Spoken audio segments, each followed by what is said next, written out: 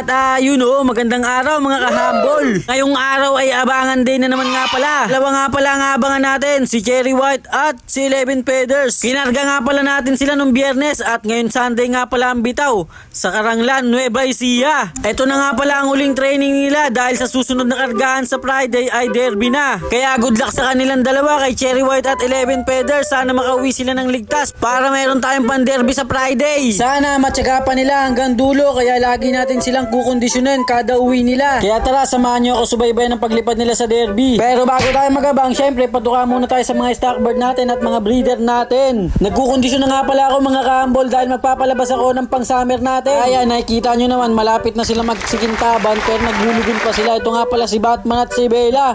Meron nga pala silang inakay dyan na nag-iisa. Ayun yung panlaro natin sa summer, kaso nga lang naka old bird siya. At ito nga pala mga flyers natin mga kahambol. Nakikita nyo naman sobrang dami na nila, hindi na sila magkasya sa kulungan. Pero hindi yan lahat flyers natin dahil yung iba dyan ay stock bird lang natin. Dyan muna natin sinama dahil wala pa tayong maayos na kulungan. Pasensya na nga pala kayo dahil ngayon na lang ako nakapag-vlog at nakapag-post dito sa account natin dahil medyo na busy at nagka-problema lang si Humble. At habang nagpapaduka tayo, ito nga pala yung forecast. 9:40 tayo mag-aabang dyan. Kasi sigurado ako na ganyang oras ang uwi ni 11 Feather at ni Cherry White. Hard race nga pala ang labanan ngayon na medyo maulan naman talaga naman. Sinasabi ko naman talaga sa inyo, sana makauwi pa sila ng ligtas at para meron pa tayong pangkarga. Ito nga pala yung panahon dito sa amin, makulimlim na mainit na nag-uulan-ulan. Sana makalusot sila at makauwi pa ng ligtas dito sa loob natin. At maya-maya nga lang hindi natin nakita, may pauwi na pala tayong si 11 Feathers. Ayan nga pala siya guys. So ayos, may pang derby pa tayo. Kaya good luck. Sana makauwi pa yung isa natin na si Cherry White. Good boy 11 Feathers. At syempre kukondisyonin na agad natin siya habang inaantay natin si Cherry White. At ayan nga pala mga kahambol, onting pasilip muna dito sa loob ng bagong loop natin at sa ating mga ibon. Ayun, ang gaganda na nila, pang south natin yan. Marami nga pala tayong pang south mga kahambol, kaya sana naman umabot tayo ng derby sa south. At maya nga lang din ay bigla nang pumasok si Cherry White. Hindi na natin na-videoan ang pagpasok niya, pero ito nga pala siya.